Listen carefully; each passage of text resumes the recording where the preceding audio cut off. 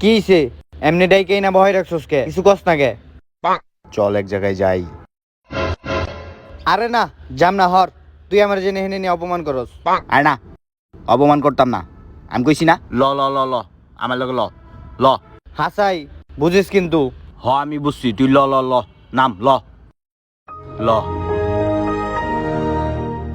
বন্ধু তুই আইছস? হ, কিন্তু ওরে তো চিনলাম না, অতি কেডা? উতি আমার বন্ধু, তোরও বন্ধু লাগে উতি।